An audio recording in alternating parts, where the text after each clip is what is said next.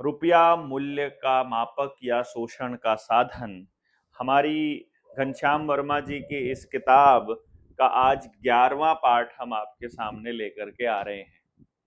10 अध्यायों में आपने पहले सुना कि किस तरह से आप लोगों को गलत रुपया छाप करके या रुपये का सिंबल गलत तरीके से छाप कर आपको दे दिया गया और आप उसे असली रुपया मानने लग गए। अब इसी चीज को हम आपको सिर्फ एक बता रहे हैं कि शोषण का एक बहुत बड़ा हथियार बैंकिंग, ब्याज और मुद्रा बाजार बैंकिंग, लूटपाट, यानी कहने का मतलब है तीन चीजें हैं प्रमुख हथियार जो है शोषण के, बैंकिंग, ब्याज और मुद्रा। और ये जो गेम प्लान है ये बाजार और बैंकिंग द्वारा लूटपाट और शोषण है। इसको हम जब ये सेशंस खत्म हो जाएंगे उसके बाद अलग एंगल से भी आपको बताएंगे कि किस तरह से वर्ल्ड बैंक में बैठे लोग देश को पैसा देते हैं ये कह करके हम वर्ल्ड बैंक से हमें सहायता मिली है, जबकि असलियत में वो पैसा ब्याज पर होता है। तो वो ले तो लेती है सरकार, और सरकार फिर उस पैसे को देती है उद्योगपतियों को लोन, और वो उद्योगपतियों का जो उन उद्योगपतियों का जो बिजनेस होता है उसमें पार्टनरशिप होती है उन्हीं लोगों की जिन जो वर्ल्ड बैंक को पैसा देते हैं। तो फिर जब यहाँ की सरकार भारत में मौजूद किसी कंपनी के इंफ्रास्ट्रक्चर डेवलपमेंट के लिए लोन देती है तो अल्टीमेटली वही वाला रुपया दे देती है। अब लोन मिल गया अडानी को, लिया भारत सरकार ने, अडानी की कंपनी में शेयर है रॉकफेलर रॉथस्चिल्ड के, और उन्होंने डोनेशन दिया था वर्ल्ड बैंक को। अडानी को मिल गया 50,000 करोड़ रुपया। उस करोड़ वो रुपया चुकता करेगी देश की जनता टैक्स देकर के और अडानी का हो जाएगा माफ। और इस तरह से वो लोग अपना रुपया फिर से वापस पा जाते हैं और उनको कुछ भी अदा नहीं करना पड़ता और देश के अंदर इंफ्रास्ट्रक्चर के वो मालिक बन जाते हैं। ये एक बड़ा खेल है जिसको आपको समझना बड़ा जरूरी है। अभी इसको जब आप आगे पढ़ेंगे 11वें हिस्से में, और इससे पहले के 10 पार्ट यदि आप निडर इंडिया चैनल पर जाएंगे तो उसमें प्ले लिस्ट है ऑलरेडी इसी किताब के नाम से ही कि रुपया मूल्य का मापक या शोषण का साधन, तो वहां से आपको मिल जाएगा, वहां एक एक पार्ट आपको मिल जाएगा। भारत में प्राप्त इतिहास से यह ज्ञात होता है कि अंग्रेजों के भारत में आने से पहले कोई बैंकिंग प्रणाली भारत में नहीं थी। अर्थात जब हम भारत को एक समृद्ध देश कहते हैं तो उस समृद्धि को, यानी कि अंग्रेज तो 1600 ईस्वी में आते हैं ना, हमने तो आपको 2025 सालों की हिस्ट्री बताई है। अगर हम ज्यादा नहीं कहें तो आज 2025 चल रहा है, तो 2025 साल की हिस्ट्री भी यदि आप देखते हैं तो ये हमारी इस किताब के अंदर मेंशन की दी हुई है हमने ग्राफ बना करके, जिसमें पूरी डिटेल में हमने बताया है कि किस कंट्री का सॉरी किस साल में कौन सा देश पहले नंबर पर था, कौन सा देश दूसरे नंबर पर था। ये जो आंकड़े हैं जीडीपी के आंकड़े, ये पेज नंबर 126 पर हमने इसमें दिए हुए हैं। ये आंकड़े आगे आएंगे, इन आंकड़ों को यदि आप गौर से देखते हो 125 126 पे, तो पहला जो देश के अंदर जो पहला साल है, यानी मैं 125 126 इस पे अगर क्लिक करूं तो आपको पता चल जाएगा कि उन देशों में यदि हम जाते हैं, सॉरी उस उन सालों का यदि आंकड़ा ढूंढते हैं तो उस आंकड़े में आपको मालूम पड़ेगा कि हमारे साथ धोखा कितना हुआ, हम लोगों ने काम कितना किया था। अब ये आंकड़े हैं विकास दर के आंकड़े, यदि आपके सामने आए तो ये आपको डिटेल में पता चल जाएगा। ये साल एक है 2025 साल पहले, इसमें आपने देखा होगा top 15 richest countries by GDP. अब ये आज का नहीं है आंकड़ा, और ये हमारा नहीं है, ये वर्मा जी ने या देवेंद्र बलारा ने नहीं दिया है, ये आंकड़ा असल में वर्ल्ड इकोनॉमिक फोरम का ही है और ये दिया हुआ वहां से है यूनाइटेड नेशन से। अब ये इंडिया इस टाइम पे पहले नंबर पर है, जो जीडीपी है अपनी वो मिलियन डॉलर्स में है और 51,400 है मिलियन डॉलर्स, और चाइना की जो जीडीपी है वो उस टाइम 42,000 है, यानी कि हम उनसे करीब करीब 25% ज्यादा इकोनॉमी हमारी जीडीपी है और हम इतने समृद्ध हैं। और कमाल की बात यह कि ये सारा का सारा धन देश के लोगों में बटा हुआ है, इट्स नॉट लाइक कि ये किसी कंपनी को मिला हुआ है। 550 साल में अगर आप अगले यानी कि साल एक लें और फिर 550 लें तो भी भारत पहले नंबर पर ही आता है। और इसमें देखोगे ध्यान से आप यहां तक भी 550 सालों में भी जापान भी यहाँ कहीं 3 और 3 6 और 3 9 और 3 12 और 2 15 15 16वें नंबर पर जापान आता है। और इसमें कहीं भी ना अमेरिका का कहीं जिक्र है, ना ही यूके का जिक्र है, मतलब इंग्लैंड का भी कोई जिक्र यहां पर नहीं आता है। सन 1000 में भी यहां पर भी सेम हालात हैं, इंडिया पहले नंबर पर है। 1300 में भी इंडिया पहले नंबर पर है। 1500 में भी इंडिया पहले नंबर पर है। और जब 1500 में, सन 1500 में यूके आ चुका है। अब यहां पर 3 और 3 6 और 3 9 और 3 12 और एक 13वें नंबर पर यूके आ चुका है। यानी इंग्लैंड अब यहां 13वें नंबर पर आ चुका है। अब यहां से खतरा बढ़ना शुरू हुआ है 1500 साल में। 1600 ईस्वी में इंग्लैंड में ईस्ट इंडिया कंपनी इंडिया में आ गई है, और ईस्ट इंडिया कंपनी ने अब यहां पर ऐसा तहलका शुरू किया है कि हमारा पैसा वहां जाने लग गया है। और अब यहां इंडिया दूसरे नंबर पर आ गया, और यूके अब यहां आ गया है। 3 4 5 6 7 8 9 10 11 12वें नंबर पर अब यूके आ जाता है। और 1600 में अगर 12वें नंबर पर आ जाता है, इसका एक बड़ा कारण यह भी हो सकता है, क्योंकि जो उस आज का जो पाकिस्तान है उसकी इकोनॉमी को यदि अलग रख लिया जाए, उस हिस्से की इकोनॉमी को, तो इन्होंने यहां पर इसको भी कंसिडर किया हुआ है। जैसे जैसे आगे बढ़ते हैं, इंडिया की जो इकोनॉमी है वो श्रिंक होनी शुरू करती है, चाइना की बढ़ना शुरू करती है, चाइना के मुकाबले हमारी ये करती है। और यूके अब ऊपर आकर के 1800 ईस्वी में 1 2 3 4 5वें नंबर पर आ चुका है। यहां तक अमेरिका का कोई जिक्र नहीं है, यहां अमेरिका बिल्कुल नहीं आया है 1800 में। यानी 200 साल अब यहां ईस्ट इंडिया कंपनी को इंडिया में आए हुए हो गए हैं, और हमारी इकोनॉमी धीरे धीरे घटना शुरू कर रही है पूरी दुनिया में चाइना के मुकाबले। 1857 में जब क्रांति होती है, उस टाइम पर यहां पर यूएसए सीधा चौथे नंबर पर आता है। अब ये हैरानी की, यहां पर यूएसए यहां पर आ गया है। 3 और 3 6 और 3 9 और 2 11 और एक 12वें नंबर पर 1800, 200 साल बाद 12वें नंबर पर यूएसए आ गया है। और 1857 में जब युद्ध, मतलब जब पुलिस वालों को हथियार दिए जाते हैं और वो हमारे पैसे से दिए जाते हैं, और जो यहाँ रेलवे बन रही है जो उनके पैसे से बन रही है, जो यहाँ जितने उद्योग धंधे हैं वो हमारे लोग बनाते हैं, और उसका जो प्रॉफिट है वो उन देशों को मिलता है क्योंकि टेक्नोलॉजी उनकी है। तो अब यहाँ पर जो अमेरिका है, इंग्लैंड है, वो तीसरे नंबर पर, और अमेरिका चौथे नंबर पर आ चुका है, और भारत जो है वो अब दूसरे नंबर पर है। अब इसी को आगे लेके जाओगे, जैसे जैसे आप आगे बढ़ते हो, ये तो पूरा आगे बाद में चैप्टर आएगा तब हम आपको बताएंगे, लेकिन जैसे युद्ध होता है, यानी वर्ल्ड वॉर होता है, ये वर्ल्ड वॉर मेरे ख्याल से 1939 के आसपास उसका आउटब्रेक होता है, तो उस तक भी यूके यहाँ जब इसको लूट लूट के अपना हाल ये हो गया कि यूएस से पहले नंबर पर चला गया 1929 में, जब पूरी दुनिया में युद्ध होने शुरू हो गए हैं। और युद्धों के जो यहाँ पर भारत छोड़ो आंदोलन चल रहे हैं, उससे पहले के आंदोलन चल रहे हैं, गांधी जी ने अपने यात्राएं चालू कर दी हैं, तो 1922 में यूएस से पहले नंबर पर आ गया अमेरिका, चाइना दूसरे पे है, इंडिया तीसरे पे है 1922 में। उसके 7 साल बाद यूएस से पहले पर है, लेकिन अब यूके चौथे पर आ गया है, जर्मनी तीसरे पे आ गया, और इंडिया 5वें पे चला गया है। जैसे जैसे आगे बढ़ रहे हैं, जैसे जैसे विश्व युद्ध, वर्ल्ड वर्ल्ड वॉर आता है, यहाँ आते यूएस से पहले नंबर पर आ गया है, जर्मनी दूसरे नंबर पर आ गया है, रशिया तीसरे नंबर पर आ गया है, क्योंकि युद्ध के जो हथियार हैं वो रशिया भी एंटर कर चुका है, और चाइना चौथे नंबर पर, और 5वें नंबर पर यूके, और 6ठे नंबर पर इंडिया आ गया है। बाकी आजाद होते होते, यानी 1947 आते आते हमारा क्या हाल होता है, ये आप लोगों को बताने की आवश्यकता नहीं है। जैसे जैसे हम लोग कंटिन्यूसली अपने आगे बढ़ते जाते हैं, हमारे देश की इकोनॉमी रुपयों में किस तरह से काउंट होती है, ये अगले सेशंस में हम लोग बताएंगे।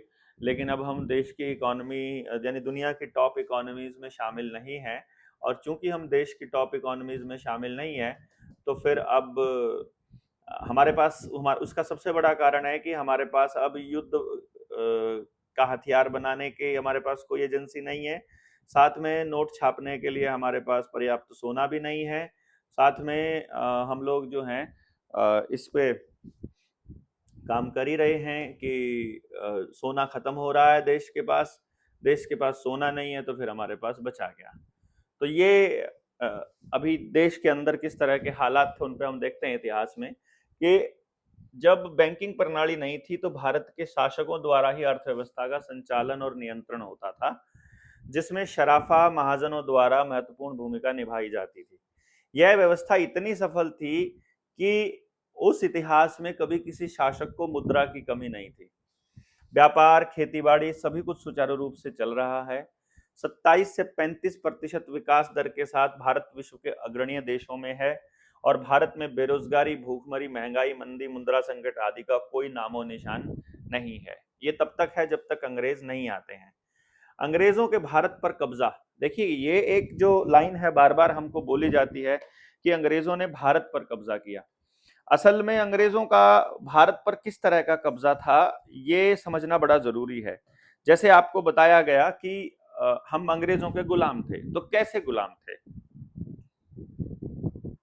क्या अंग्रेज हमको मतलब बांध करके रखते थे? नहीं। असल में अंग्रेजों ने जो व्यवस्था बनाई, हमको उस अंग्रेजों की बनाई हुई व्यवस्था के हिसाब से काम करना होता था। यदि हम उस हिसाब से काम नहीं करेंगे तो अंग्रेज हमारे ऊपर या तो टैक्स लाद दिया करते थे या हमको मारा करते थे। जैसे आज के टाइम पर आपके ऊपर जबरदस्ती आपके घर में ईडी का छापा पड़ जाता है, या फिर आपके घर में इनकम टैक्स का एक नोटिस आ जाता है, या आपके घर में बिजली का एक नोटिस आ जाता है, या आपका कोई चालान ऑनलाइन आ जाता है, या फिर पुलिस वालों के पास जाते हो तो आपको पीट दिया जाता है। आप थाने में अगर कोई महिला अपने साथ हुए अन्याय की रिपोर्ट दर्ज कराने जाती हो तो वहां गैंगरेप तक कर दिया जाता है। तो ये व्यवस्था वैसी ही है जो आज के टाइम पर हमारे साथ चल रहा है, ये बिल्कुल वैसा ही है जो अंग्रेजों के वक्त में था। उससे पहले जो व्यवस्था गांव के पक्ष में थी, जब गांव के हिसाब से चल रही थी, तब ये इश्यू नहीं थे। ये समझना बड़ा जरूरी है। तो जो आपको ये पढ़ाया गया है कि पहले हम गुलाम थे, ये गलत है। असली तो बात यह कि आज हम गुलाम हैं। उस वक्त का तो हमें नहीं मालूम है। उस वक्त भी जहां तक मैंने सुना है और जितना मैं पढ़ पाया हूं, जितना मैं देख पाया हूं, एनालाइज कर पाया हूं, वो मेरे एनालिसिस ये कहता है कि उस वक्त जो गांव थे वो आजाद थे। गुलाम केवल शहर थे, शहर की व्यवस्था ही गुलाम थी। और गांव के लोगों ने अपनी काम को ठीक से चलाने के लिए, जो गांव के नंबरदार हैं, चौधरी हैं, मुखिया हैं, उन्होंने कुछ चीजें अंग्रेजों से मिलकर के सेट की कि भाई हम लोग तुमको इतना टैक्स देते रहेंगे काम करने का, तुम बस हमको शांति से जीने दो। जबरदस्ती अटैक गांव में नहीं हुआ करता था किसी भी किस्म का। अंग्रेजों के भारत पर कब्जे के बाद उनके द्वारा थोपे गए मुद्रा प्रणाली, बैंकिंग प्रणाली और मुद्रा बाजार द्वारा भारत को तबाह और बर्बाद किया गया। इन्हीं प्रणालियों द्वारा बेरोजगारी, भूखमरी, महंगाई, मुद्रा संकट इत्यादि पैदा करके देश व दुनिया पर कब्जा करने की सोची समझी अंग्रेजों की षड्यंत्रकारी योजना है। और इन अक्ल के लुटेरों के गिरोह को अंग्रेजों ने अर्थशास्त्री होने का ठप्पा लगा दिया। ये बड़ा समझना जरूरी है। जो आज के टाइम पे जो अर्थशास्त्री नहीं बल्कि अनर्थशास्त्री हैं, और इसके लिए हमने एक्सप्लेन भी किया है कि इसमें आप रवि कोहाड़ ने जो किताब लिखी थी बैंकों का माया जाल, उसको भी आप पढ़ सकते हैं। उसमें भी काफी सारी डिटेलिंग इसके अंदर दी हुई है, मोटी मोटी, जो मतलब इससे इतर इन अकल के आर्थिक आतंकवादियों द्वारा प्राकृतिक सिद्धांतों पर आधारित न्यायपूर्ण मौद्रिक प्रणाली, अर्थनीति जो मानव कल्याण और शोषण मुक्त हो और राष्ट्र के विकास की प्रणाली थी, उसको व्यक्तिगत हित के लिए सिद्धांतों एवं न्यायपूर्ण मौद्रिक प्रणाली को छोड़कर लूटपाट, शोषण हेतु सैद्धांतिक और अन्यायपूर्ण मनमाने मौद्रिक प्रणाली को भारत की जनता के ऊपर लागू किया गया और भारत को लूटा गया। और आज भी पहले की अपेक्षा भारी लूटपाट बैंकिंग के शोषण बैंकिंग के द्वारा की जा रहा है। बैंक ही इन शोषण कार्यों का प्रमुख माध्यम है। यानी ये कैसे है इनका माध्यम, इसको आप समझिएगा। इसको बस आप जिस दिन आपने ये खेल समझना शुरू कर दिया ना, उस दिन आपको फिर कोई नहीं रोक सकता जीतने से। उदाहरण देख लेते हैं कि 2000 में राम और श्याम के पास 4400 प्लस 4400 यानी 8800 रुपए थे। अब दो जने हैं, राम और श्याम, दोनों के पास 4400 रुपया है, 8800 रुपया है। राम ने अपने 4400 रुपए को फिक्स डिपॉजिट योजना में 10 साल के लिए जमा कर दिया और श्याम ने 2000 में 4400 रुपए का 10 ग्राम सोना खरीद लिया। यानी जो उस टाइम पे सन 2000 में सोना था वो 4400 रुपया 10 ग्राम। ये 4400 इसलिए लिया क्योंकि 10 ग्राम सोने का रेट था उन दिनों में। तो 10 ग्राम सोना खरीद लिया और 10 साल बाद 2010 में बैंक ने राम को 8800 रुपए दिए। यानी देखो, जो राम को, यानी कि जो एक ने सोना खरीद लिया, एक ने रुपए जमा कर लिया। और सोने का भाव 2010 में 18,800 रुपया प्रति 10 ग्राम था। तो अब यहां क्या हुआ कि राम को तो मिले 10 साल के बाद एफडी से 8800 रुपया, ठीक है, जो उस टाइम पे रेट था उसके हिसाब से बात हो रही है, और शाम को मिला 8880 रुपया, 1880 रुपया, सॉरी 18,800 रुपया 1880, सॉरी सोने का भाव ये था। तो 10 ग्राम सोना उसने खरीद लिया था, 10 ग्राम सोना उसके पास पड़ा है, तो 18,800 रुपया उसके पास है। तो राम को जो रुपया मिला वो 9700 रुपए कम मिला। और यदि इसको सोने में कैलकुलेट करते हैं तो ये कैलकुलेशन जो 8800 रुपए में जो कैलकुलेशन करते हैं वो 4.756 ग्राम सोना है। यानी कि सोने में उसको 5.244 ग्राम सोने, इतना ग्राम कम मिला। अब लाभांश जिसे कहते हैं, जिसे ब्याज कहते हैं, वो क्या मिला, लाभांश क्या मिला? भारत सरकार तथा बैंक पूरे भारत में मीडिया से प्रचारित कराते हैं कि भारत की जनता अपना रुपया बैंक में जमा करे और इसका लाभांश बढ़े हुए रुपए के रूप में जनता प्राप्त करे, डिविडेंड जिसे हम कहते हैं। तो उपरोक्त गणना से यह सिद्ध होता है कि बैंक और भारत सरकार का कूटकरण करके जनता के धन को घटा रही है। यहां से समझ आ गई ना? यानी कि रुपये की वैल्यू घट गई, सोने की बढ़ रही है। तो इसी से कैलकुलेशन में देख लीजिए कि आपको जो एफडी मिल रही है या जो आपको एफडी का इंटरेस्ट मिल रहा है या फिर सेविंग का जो इंटरेस्ट मिल रहा है वो बैंक लाभांश नहीं दे रहा है आपको, वो आपको असल में लूट रहा है। वैध रुपया जनता और देश को विकास की बुलंदियों पर पहुंचाती है और अवैध रुपया जनता और देश को विनाश के कगार पर पहुंचाती है, नंगा और भिखमंगा बनाती है, ये गुलाम बनाती है। अब ब्याज के द्वारा लूटपाट देख लो। ये अकाउंट स्टेटमेंट फ्रॉम 8 फरवरी 2023 से 8 अगस्त तक की स्टेटमेंट देखी गई है, ठीक है। इसको हिंदू धर्म में पाप कर्म कहा जाता है ब्याज की कमाई को, और इस्लाम में इसे हराम कहा जाता है। ये हम सबको मालूम है। मैंने एक बार एक वीडियो में भी बोला था कि जो लोग इस तरह का काम करते हैं, जैसे कि प्रॉपर्टी सेल परचेज का काम करते हैं, प्रॉपर्टी का मतलब है कि जमीन की सेल परचेज का काम करते हैं, जो नशे का कारोबार करते हैं, जो पैसे के लिए नाचते गाते हैं, पैसे के लिए नाचते गाते हैं। देखो, आप नाचते गाते हो और आपको पैसा मिलता है वो अलग है, लेकिन आप पैसे के लिए कुछ भी कर देते हो। जैसे अमिताभ बच्चन ने कोरोना और उसकी वैक्सीन के लिए प्रचार करने के लिए किस तरह से पैसे के लिए ये खेल खेला, और तमाम तरह के दूसरे लोगों ने जो ये काम किया, जो पैसे के लिए मतलब अपने इन्फ्लुएंस का इस्तेमाल करते हैं, वो सब हराम में आता है। और ब्याज वाला रुपया भी और किराए का पैसा भी, जो माँ बाप दादाओं की कमाई है उससे जो किराया खाते हैं वो वाले, तो उनके लिए मैंने बोला था, क्योंकि उनके बच्चे ऑब्वियसली निकम्मे हो ही जाएंगे जब उनको घर पे बैठे सब कुछ मिल ही रहा है बिना किए, और बाद में नशाखोरी के साथ साथ सारी गलत आदतें उनको लग जाती हैं। जीएमओस खाना चालू कर देते हैं, कॉन्टिन्यूसली पैक्ड फूड खाते हैं, और बाद में बीच तो नाश होना ही है उनका। आपने टकसाल का नाम सुना होगा, ये हम पहले भी जिक्र कर चुके हैं अपने पिछली वीडियोस के अंदर, कि टकसाल किसको कहते हैं। यानी इस टकसाल में छपने वाला रुपया बहुत सारी प्रक्रियाओं को पूरा करने के बाद छपकर या बनकर हमारे बीच आता है, जिसे वैध रुपया या लीगल टेंडर हम कहते हैं, लीगल टेंडर कहते हैं, वैध निविदा हम लोग इसको बोलेंगे। अब हम दूसरे टकसाल की जानकारी आपको देने जा रहे हैं, जो बड़े शहरों से लेकर छोटे कस्बे गांव सब फैले हुए हैं, जिसे बैंक कहा जाता है। इन बैंकों में रात दिन रुपए छपते रहते हैं, जो रुपए की शक्ल में दिखाई नहीं देते, जो सिर्फ बैंक खातों में लिखकर अंकों में बैंकों द्वारा बनाए जाते हैं, और इस रुपए को बनाने में किसी भी प्रक्रिया को पूरा करने की जरूरत नहीं पड़ती है। जैसा हमने आपको बताया था कि इधर से देश की जनता उत्पादन करेगी तो उधर से टकसाल में रुपया छपेगा उसकी कीमत के अनुसार ही, परंतु बैंक सिर्फ डिजिट्स बनाते रहते हैं और छापते रहते हैं, तो कुछ काम नहीं करते हैं।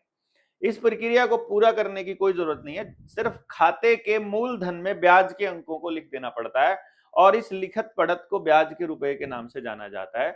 और ब्याज का रुपया जो मुद्रा राशि के प्रयोग के बदले दिए जाने वाली पारितोषित मात्र होता है, इस अवैध रुपए से बैंकों द्वारा मूलधन में जोड़ दिया जाता है, तो ब्याज का नाम खत्म हो जाता है और हवा में पैदा ब्याज मूल रुपए में परिवर्तित करके बैंकों द्वारा रुपए की मात्रा को बढ़ा लिया जाता है, ब्याज को मूलधन बना दिया जाता है। इसी तरह बैंकों द्वारा ब्याज के रुपए को अंकों में मूलधन में लिखकर रुपए की मात्रा को बढ़ाना असल टकसाल को मात देने वाला बैंकों का टकसाल है, जिसे असल टकसाल से बनाए गए रुपये से कई गुना बैंकों द्वारा अवैध रुपए से ब्याज के द्वारा लिखकर बनाए गए हैं संसार की सबसे बड़ी लूटपाट है। एग्जाम्पल कैसे, इसको अभी आप समझ लीजिएगा, इस एग्जाम्पल को आप समझेंगे तो आपको समझ में आएगा। रिजर्व बैंक टकसाल से 100 करोड़ रुपए छापकर बैंक को दे देता है, खेती बाड़ी उद्योग व्यवसाय ऋण के रूप में 10% ब्याज की दर से जनता को दे दे और बैंक उसे कृषि उद्योग व्यवसाय में देता है, तो प्रत्येक साल 100 करोड़ रुपए का 10% यानी 10 करोड़ साधारण ब्याज होता है। तो वर्तमान सिस्टम में चक्रवृद्धि ब्याज द्वारा लगभग 3 साल में 100 करोड़ मूलधन का 100 करोड़ ब्याज बना देते हैं और खाते में लिख दिया जाता है कुल राशि 200 करोड़, जबकि सच्चाई यह है कि नोट 100 करोड़ ही देश में घूम रहा है। ये बात भी हम आपकी अपनी वीडियोस में एक्सप्लेन करते रहे हैं। अब मतलब ये हुआ कि इसमें जो 100 करोड़ रुपया है वो तो वैध है जो मूलधन था, और जो ब्याज का बना करके जोड़ दिया जाता है वो 100 करोड़ रुपया अब अवैध हो गया है, जो कि कागजों में लिख करके वैध अंकों में तो आ गया है लेकिन असल में मार्केट में नहीं है, और लेकिन लिखित में यह है। अब प्रश्न ये है कि ब्याज जो रुपए के बदले दिए जाने वाला पारितोषिक मात्र है, उस मूलधन में परिवर्तित करने के लिए कौन से सिद्धांत, अधिनियम, नियम संविधान की धारा में उल्लेख है। बस ये एक इंपॉर्टेंट क्वेश्चन है जो किसी भी वकील के लिए भी बड़ा काम का हो सकता है कि देखो, जो बैंक ने फ्रॉड किया ब्याज को मूलधन बनाने का, उसका कोई ना कोई नियम हमारे पास होना चाहिए। तो वो नियम कहीं हो, सिद्धांत हो, कोई अधिनियम हो, कोई नियम हो, संविधान की कोई धारा हो, वो बता दे। उक्त उल्लेखित सिद्धांत, अधिनियम, नियम, संविधान की धारा की जानकारी भारत सरकार रिजर्व बैंक ने तो अभी अब तक नहीं दी है। जो हमने आरटीआई डाले जो वर्मा जी ने, उनमें अभी तक तो कोई नहीं हुआ, कुछ भी ऐसा जानकारी आरबीआई ने नहीं दिया है जिससे सिद्ध होता है कि ब्याज के रुपए को मूलधन बनाने का कोई सिद्धांत, नियम, अधिनियम संविधान में उल्लेखित नहीं है। किसी भी बैंकिंग व्यवसाय में वित्तीय स्थिति विवरण यानी चिट्ठा, बैलेंस शीट की मुख्य प्रामाणिक भूमिका होती है। यह दर्शाता है कि बैंक ने अपनी किस संपत्ति में से ऋण राशि अदायगी उपभोक्ता कर्ज ग्रहणकर्ताओं को दी है। कोई भी विवरण जो किस बात को इंगित करता है बैंक ने कर्जदार को कर्जा दिया है। यानी कहने का मतलब यह है, इस खेल को समझना जरूरी है। यह दुर्भाग्यपूर्ण है कि हमारे मजिस्ट्रेट, न्यायपालिका आम जन से बैलेंस शीट, विवरण, चिट्ठा मांगती है, लेकिन बैंक कर्जे के रूप में जितनी राशि दी जाती है उस राशि को बैंक ने अपनी संपत्ति से कम किया है या नहीं, इस लेन देन का बैंक से वित्तीय संपत्ति विवरण, चिट्ठा, बैलेंस शीट क्यों नहीं मांगती है। यह एक इंपॉर्टेंट सवाल है। यानी जब हमें कोई हिसाब देना पड़ता है तो बैंक से मतलब हमसे तो चिट्ठा मांगा जाता है, बैलेंस शीट मांगी जाती है, लेकिन बैंक अपनी कोई जानकारी नहीं दे रहा है और ना ही कोई न्यायालय, ना ही कोई कोर्ट जो है हमारे लोगों से ये जानकारी मांग रही है, हमारे लोगों से, सॉरी, बैंकों से। यानी हम लोग कह भी देते हैं कि बैंक ने गड़बड़ की है, बैंक ने बेफजूल पैसा छाप दिया है, बेहिसाब पैसा छाप करके हमको दे दिया है, तो जो कोर्ट है वो बैंक से नहीं मांग रही है। तो यहां देश की जनता के साथ धोखा हो रहा है, जिससे कि बैंक द्वारा की जा रही छल कपट, धोखा और शोषण का पता चले। यह मनमानी लूटपाट और शोषण है। यही लूटपाट, शोषण, महंगाई, मंदी, बेरोजगारी, गरीबी, भूखमरी इत्यादि का प्रमुख कारण है। यानी आप एक बात को समझिएगा, यदि आपने पूरे देश की अर्थव्यवस्था को संभालना है, सभी लोगों के शोषण को रोकना है, तो उसका एक बहुत बड़ा तरीका यह है कि हम लोग इस शोषण को रोक पाए किसी तरह से, कि कोई भी सिस्टम किसी का भी, गरीब हो या अमीर हो, किसी का भी शोषण ना कर पाए। तो अभी जो क्वेश्चन है वो है, मुद्रा का मूल्य किसे कहते हैं। मुद्रा के मूल्य के प्राय बहुत से अर्थ लगाए जाते हैं। अर्थशास्त्र में मूल्य की धारणा विनिमय से संबंधित है। किसी वस्तु का मूल्य दूसरी वस्तु की वह मात्रा जो उसके बदले में प्राप्त की जा सकती है।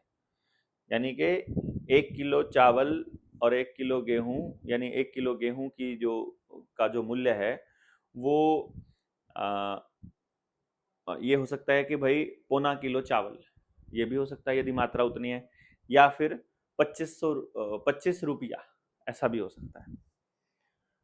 तो वो मात्रा यानी दूसरी आइटम क्या है इस बात के ऊपर निर्भर करेगा। अगर 1 क्विंटल चावल के बदले 2 क्विंटल गेहूं मिलता है तो कहा जाएगा कि 1 क्विंटल चावल का मूल्य 2 क्विंटल गेहूं है। लेकिन कुछ लोग मुद्रा के प्रयोग के बदले में दिए जाने वाले ब्याज को मुद्रा का मूल्य कहते हैं, पर ब्याज तो सिर्फ राशि के प्रयोग के बदले में दिया गया पारितोषिक मात्र होता है, इसलिए इसे मुद्रा का मूल्य नहीं कहा जा सकता। कुछ लोग देश की मुद्रा के बदले मिलने वाली विदेशी मुद्रा को कहते हैं, लेकिन जिसे मुद्रा शास्त्र में विदेशी विनिमय दर कहते हैं, सचमुच में मुद्रा का मूल्य का मतलब उस विनिमय शक्ति से है जिसके द्वारा बदले में वस्तुएं और सेवाएं प्राप्त की जाती हैं। वस्तुएं और सेवाएं खरीदने की शक्ति को मुद्रा का मूल्य कहते हैं। तो वस्तुओं के भाव मुद्रा से आके जाते हैं और मुद्रा के मूल्य वस्तुओं में आके जाते हैं। इस तरह वस्तुओं के मुद्रा के मूल्य और वस्तुओं के भाव का आपसी संबंध रहता है। इस बात को समझना आपके लिए जरूरी है कि जब वस्तुओं का जो मूल्य है वो मुद्रा में मापा जाता है और मुद्रा का जो मूल्य है वो उसकी क्रय शक्ति के रूप में मापा जाता है, तो दोनों का आपस में इंटर रिलेशनशिप है।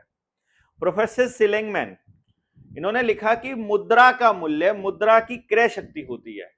इसे वस्तुओं के सामान्य मूल्य स्तर से जाना जा सकता है। जब तक मुद्रा के मूल्य में कोई हेरफेर या रद्दोबदल ना हो तब तक वस्तुओं के सामान्य मूल्य स्तर में कोई परिवर्तन नहीं हो सकता है। अब देखो, गेहूं एक क्विंटल गेहूं उगाने में उतनी ही ऊर्जा लगेगी। 70 साल पहले भी इतनी लगती थी और 700 साल बाद भी इतनी लगेगी। इसी तरह से चावल को उगाने में भी उतनी ऊर्जा लगेगी और कोई भी चीज उगाने में उतनी ही ऊर्जा लगती है। तो ये कहने की कोशिश की जा रही है कि जिस तरह से किसी चीज की क्रय शक्ति है, हमारी कितनी मेहनत से कितनी क्रय शक्ति हो, ये महंगाई वगैरह जो शब्द है ये किस तरह से डिफाइन होता है, ये तब तक नहीं बता पाएंगे अनर्थशास्त्री जब तक मुद्रा के मूल्य को ना समझ लें। जब से बैंकिंग और अवैध मौद्रिक प्रणाली अंग्रेजों द्वारा लाई गई है तब से इस देश के ब्याज को तब से इस देश को ब्याज के रुपए को मूल रूप में अंक लिख देने से बेहिसाब कूटकृत अवैध रुपया बनाया गया है। यानी ब्याज को मूलधन बनाना, इसका कहने का मतलब ये है, इस लाइन का बनाया जा रहा है और भविष्य में भी ऐसे ही बनाया जाता रहेगा। तो इसका परिणाम पहला तो यह होगा कि बैंक ब्याज का कूटकृत अवैध रुपया जो अंकों में लिखकर बनाया गया कर्जदार के खाते में लिखकर उसको और कर्जदार बना देता है, जिसे आजकल बैंकों द्वारा कर्जदार के खाते में अंक लिखकर कर्जदार बना दिया जाता है और चेकबुक द्वारा रुपया अंकों में लिखकर आदान प्रदान करा जाता है। इसको आप बैंकों के मायाजाल में जान सकेंगे। इस ब्याज के रुपए द्वारा समस्त प्राकृतिक संपदा कृषि उद्योग को अपने कब्जे में लेकर आजीवन पीढ़ी दर पीढ़ी गुलाम बना लेगा और आत्महत्या करने को विवश कर देगा, जैसे कि किसानों बैंकों के कर्जदार आत्महत्या कर रहे हैं। दूसरा परिणाम यह होगा कि ब्याज का रुपया जो कि कूटकृत और अवैध रुपया है, जो अंकों में लिखकर बनाया गया है, वह रुपए की मात्रा को बढ़ा देगा, जिससे महंगाई, गरीबी, बेरोजगारी, भूखमरी, मुद्रा संकट आदि समस्याओं का अंबार लग जाएगा, जैसा कि आजकल की स्थिति बनी हुई है। सरकारों तथा कथित महंगाई पर नियंत्रण नहीं कर सरकारें जो हैं वो कथित महंगाई पर नियंत्रण नहीं कर पा रही हैं। वो आप देख ही रहे हैं कि वो नियंत्रण उनसे हो ही नहीं रहा है और ना ही कर पाएंगी, क्योंकि वास्तव में ये महंगाई नहीं है, यह कूटकृत अवैध रुपए द्वारा लूटपाट का शोषण है, जिसे भारत सरकार, रिजर्व बैंक महंगाई कहकर नियम, कानून और संविधान की अवमानना करके भारत की जनता के साथ धोखा कर। आप समझे?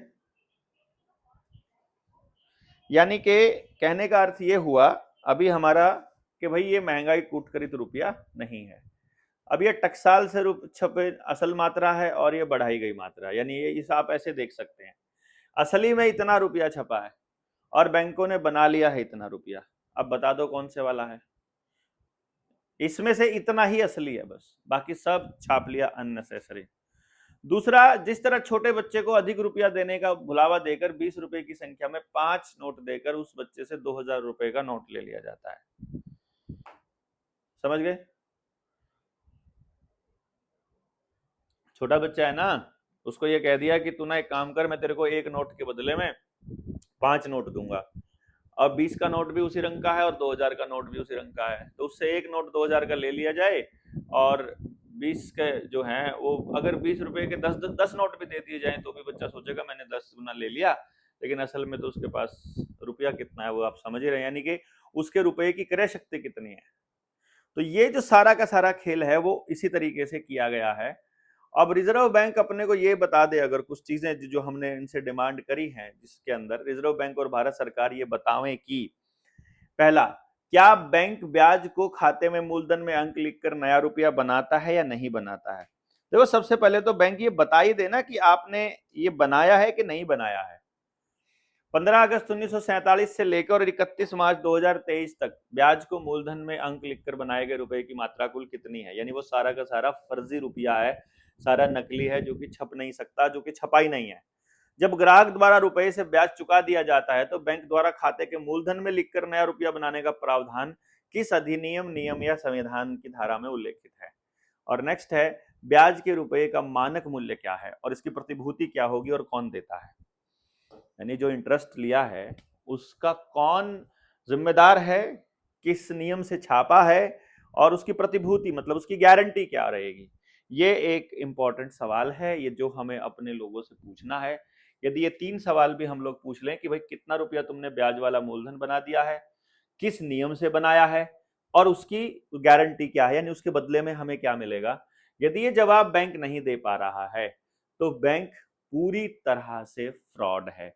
यदि आप इस फ्रॉड को नहीं समझ पा रहे, इन 3 सवालों को यदि आप नहीं समझ पा रहे हैं, तो भाई इसमें मेरी कोई गलती नहीं है, इसमें वर्मा जी की कोई गलती नहीं है, आपकी भी गलती नहीं है, क्योंकि आपको इतने सालों से गलत पढ़ाया जा रहा है। आप भी इतनी आसानी से तो मानने वाले नहीं हो कि आपके पुरखों को भी मूर्ख बनाया गया और आपको भी बनाया जा रहा है और आपके बच्चों को भी बनाया जाएगा।